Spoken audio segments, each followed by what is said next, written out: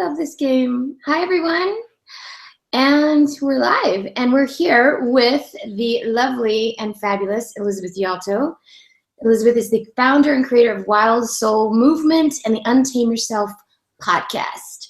Wild Soul Movement is a grounded and loving practice designed to get you out of your head into your body. And Elizabeth learned to love her own body by stripping away everything that was preventing her from seeing what already was. And her mission is to help others do the same. Welcome, Elizabeth. Thank you. It's such a pleasure to have you on Soul Sparkle Radio. Very exciting. So, my first question is, what makes your soul sparkle? What lights you up from the inside out? Life. My answer is life. It's so incredible. I mean, the life that I've really made all these choices to create and be living is just so fun. Like, my life is very full. I get to do work I enjoy. I have an incredible relationship. I live here in Cardiff by the sea, which is basically heaven on earth. So my life, my daily, everyday life makes my soul sparkle. Yeah. Oh, isn't that nice to have created something so amazing? Yeah. Has it always been that way? Did you have No, to hell no. go through no suffering? No, no I really had to bust my butt to get to the good stuff. A lot of my 20s was that, like, figuring it out, taking steps, realizing the contrast, right? Realizing all that was not in alignment so I can get closer and closer to what is, and just keep refining and refining and refining. Yeah. So was there like one specific thing, like a turning point, a shift where you were like, this is not the life that was meant for me and I want to make a big change? Like, was there a specific thing that you can think of or point out? There were a couple, but I would say the most recent one was in August of 2013. I was wrapping up a relationship. I was feeling really dissatisfied with the online fitness business I had created. And it was really a big moment of surrender. Like, everything was breaking open and I was really just giving it up to the divine, because clearly all of the effort I had put in to figure it out had led me to a place I really didn't want to be.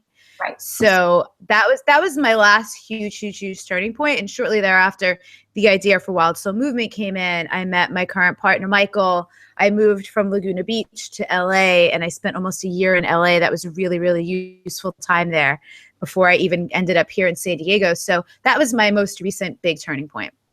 So basically you shifted everything. All the things. Your work, your relationship, everything. All the things. Yeah. But it feels like it was exactly what you needed to create the alignment with what you really wanted your life to be like. Yeah, absolutely. Yeah. So what's the most exciting thing about Wild Soul Movement? What do you love about it? Here's what I love about it. Elizabeth Gilbert talks about ideas. She talks about it in Big Magic. She has a TED Talk where she talks about it, how there's like this field of ideas hovering over at us at all times, looking for a host. Okay. And if you say yes to the idea and you say yes to the dance and you marry the idea, you get to create with that idea, or it will jump. And so for me, Wild Soul Movement is the first thing that ever felt like it was a divine assignment. And for that reason, ever since I first had the idea, I have felt more like a steward of Wild Soul Movement, like this practice and this healing needed to come into the world. And I was just chosen as the host. So it hasn't always felt like work or this thing that I had to create or figure out, like so many other things that I tried to do before. It has always felt super safe and like a long-term gig. That I'm just here. I'm just walking with this thing, birthing it, recreating it, shifting, inviting people in. And because it has never felt like mine, just like this thing that I get to continually share and develop and practice in the world, it's a lot more fun. There's a lot less pressure. And there's a feeling that I actually can't even mess it up if I tried, which I have tried. Consciously and unconsciously, but it just won't go away. And the healing that it creates for women is unbelievable. I get notes from people like, you had no idea when you were creating this how massive it was going to be, and I didn't. I had no idea some of the things that women get out of it. So it continues to unfold and be this gift that keeps on giving to me as the steward and to the women who participate. That feels so good to know that you're doing exactly what you're born to do. And did you when it kind of hit you, So I don't know about you, but it's almost like when we're in positions where we think we're supposed to be doing this thing, and it's like we're gonna fight and we're gonna push and we're gonna struggle and we're gonna make it work no matter what, right? Did you find that as soon as you shifted and allowed what you felt was coming through you, it almost just like was the easiest flow with grace that you've experienced? Did that happen? Much more flow, grace, and ease than anything else I ever created, but I still had to combat the conditioning and programming in my personality that was getting in the way of me being able to have it be much easier and more flowy. And so as I've continued to do my own personal work and unraveling those things and being more receptive, it's much more easy, much more graceful, for sure.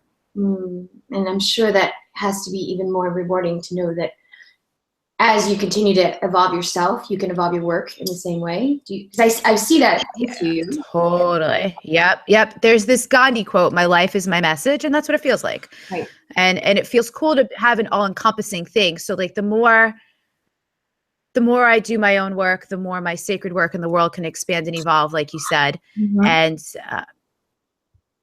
it all just feels like the more effort, energy, attention, and love I put into being the best version of myself, the more the work can expand and help more people as well. I love it. So what are you most excited about right now? Like, what's the thing that's lining you up today? I'm launching a teacher training for Wild Soul Movement. And so from its very first inception, even when I first started beta testing it and creating it in the fall of 2013, I would get this image of like being pregnant with the earth. And I would also get this image of all these little lights all over the planet being connected by other beams of light. Almost like, when you see a brochure for cell phone service, how they show you all the coverage areas, kind of like that. And I always knew that those were going to be all my wild soul women all over the world. And I first thought it was just going to be virtually, all the women who take the virtual program. But after starting to run a lot more live events and retreats in 2015, I realized that live experiences need to be happening all over the planet. And because I don't have a desire to travel all over the planet all the time to run retreats and things like that, I need to train some teachers. I need to mobilize an army of wild soul teacher trainers. So that is happening. I don't know when this will go live, but we are going to be enrolling our first class of teacher trainees from the end of June to the end of July here in 2016. And by February 2017, they will be ready to rock and start teaching classes. Oh my God, that's so exciting. And then you'll be It's really, really exciting. lighting women up all over the world. All over the world. It'd be so great. No, I love the idea of I love the virtual, like online stuff, but there is something so special about when women come together in community, in a container where they can actually touch each other and hug each other and like really be together. So I think that's wonderful. That's awesome. Yeah, because part of what it really does is it does wake up people's soul remembering. It really helps people to remember and connect to their true nature. And so many women that by witnessing things and seeing reflections in other women of what they know to be true in themselves as well. So it's a really cool alchemical process as well when people get to have the experience in real life. Yeah, IRL. I love real life. So do you think that there's is there anyone specific or anyone that you can point out that has helped you like the most in terms of either influence or inspiration that you would want to share with the ladies on the show? Yeah, so I've had a lot of teachers over the years, specifically as it relates to Wild Soul Movement. Some of my best mentors are books, to be quite honest. And so it was first in 2013 reading Sally Kempton's Awakening Shakti. That was really when I started studying feminine archetypes and understanding this whole aspect of myself that I had been quite foreign to my whole life, my feminine side, and understanding how mine expressed most powerfully, which at the time was that like Durga, that feminine warrior goddess energy. I was like, oh, so it doesn't have to be prissy and girly. So something I love about you, Haley, is your softness, your lightness, and how like even your voice is so like soft and lovely and almost hypnotizing, and your expression of feminine is very light and lovely. I don't know that anyone would ever use the words light or lovely to describe me. So that's is super, but I love it. Like yours is really nourishing for me because it's so different. But words people do use to describe me are things like fierce, raw, powerful. And I didn't understand for many, many years that that is how my feminine expresses. It's just different, right? So yeah, Sally Kempton, Awakening Shakti, reading Women Who Run with the Wolves by Clarissa Pinkola Estes, just understanding that wild woman, that feminine archetype, and that really for so many of us, it is really, really latent. It's sleeping, and it's actually ignoring her, or that part of ourselves, is what's keeping and creating a lot of illness, a lot of exhaustion, a lot of fatigue, a lot of distress, a lot of emotional angst for a lot of people, is because there's these huge aspects of ourselves we're denying. And so, yeah, so those two books are really helpful. My current teacher and coach, Siobhan Moran, really helping me to get much more deeply into the energetics of things, and even other literature that is not necessarily, it's not nonfiction, it's historical fiction. Books like Mists of Avalon, the Maeve Chronicles, the Magdalene trilogy by Kathleen McGowan, specifically the Book of Love. Studying those things, just a lot of wakes up a lot in me. Yeah, absolutely. And actually you've been instrumental in my development in that way, because you recommended that trilogy to me. And those books are game-changing. Like game changing. Yeah. For those who they're for, right? Like one of the things they say in those books is if you, with the eyes to see and the ears to hear, it's not going to be for everyone. Right. And then I would even also, this really relates because we're such relational beings. And most recently, the work of Alison Armstrong has helped me immensely in my romantic relationship, but also in general, my relationship to men. Which, you know, you can't exist as a woman on the planet without having relationships to men, even if you don't, even if you don't gender identify as female, if it's not a binary thing for you, or if you're not a heterosexual, it doesn't matter. You still have to interact with men all the time in your family or at your job or whatever. So that's been huge. Sure. So what's the biggest learning or teaching from the Alison Armstrong work that you've seen make a big impact in your relationship? Nobody's misbehaving. Got it. Nobody's misbehaving, and also all the really unfortunate ways I was emasculating my partner and creating some really funky energy in the space. Right. Okay. So you would suggest that as if you're having that experience where you're feeling like you want to make a shift in your relationship, that might be a good one to start with. Oh yeah, the Queen's Code, or even if you just want to like dip your toe. I interviewed her on my podcast recently. I can get you the link. I think let's see, if today is episode 111, it would have been episode 107. So untameyourself.com/episode -107. Amazing conversation with her. Awesome. That's great. So what else would you say, Elizabeth, has helped you create a more magical life? Like, I feel like, especially living here, it's basically life on a magic carpet, right? Essentially, like this paradise is lovely.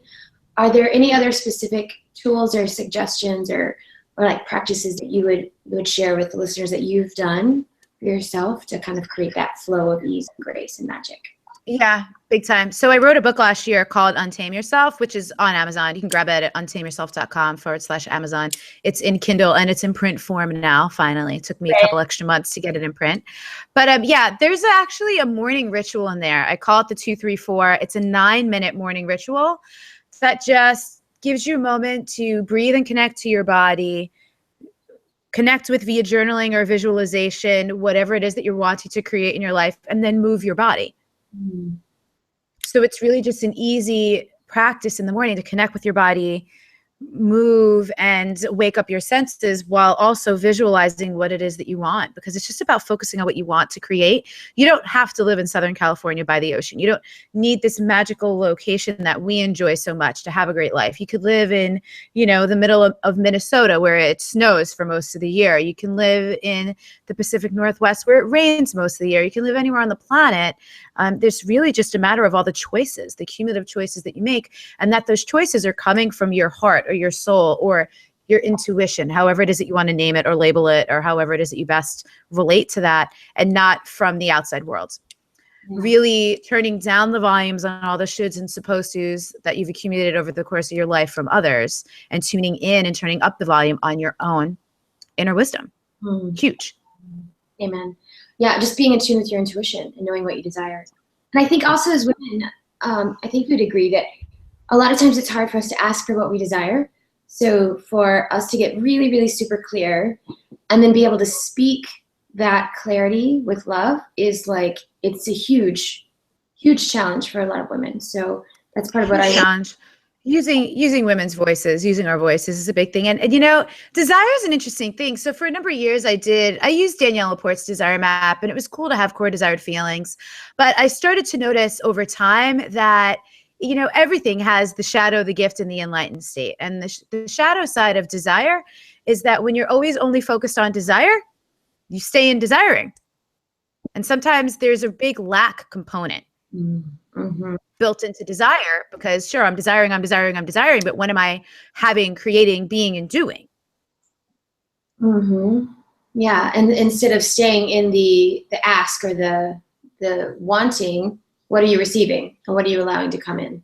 And what are you creating and doing and having? It's interesting, even the word manifest, sometimes it irritates me because you have to move your feet while you pray. Yeah. It's not how it works. You can't just sit around and visualize things and they're just going to materialize. And even people who say they do that, they're not doing that. Right. They're taking actions, because we have to do things to create and receive as well. Even being receptive, there is some doing involved in receptivity, right? Because you have to clear out the old gunk that kept you from being receptive. There is action. It's the integration, right? Of the masculine and the feminine, of doing and taking action and being receptive, that really creates the life that you want. There's a lot of choice there. Yeah, I love it. You have to move your feet while you pray. Yeah. And I didn't make that up. I think it's like an old African proverb or something like that. I like it. It's still it's helpful, because you're right. It has to be the combination of intention and inspired action and execution, right? You can't just sit back and do execution. Yes, yes, yes. Amen. And that's where kind of the hybrid of the masculine and feminine has to come into play, right? You have to be able to get shit done in order to be successful in whatever it is that you're creating. So I love it. Yeah. I love it. Okay, so anything else you're working on that you want to share with us? I know obviously you're doing the teacher training. How else can people connect with you? How can they hear more about what you're up to, what you're working on? I know you're doing some retreats and cool things like that. Yeah, I have 2 more retreats left in 2016. And if people want to check those out, it's an application process. Those are very intimate. So I have conversations with people. There's not like an information page on the website. You actually have to talk to me, which is, in the digital age, some people are like, can you send me the link? And I'm like, yeah, here's the link to the application. If you want in, we're going to talk. So that's super fun. People can apply for those at untameyourself.com/weekend-retreat. And then just the podcast. I love the podcast so much. I'm constantly having incredible conversations. We have, I also added some segments. There's one called Ask Elizabeth, where I field questions that come in through our Facebook group.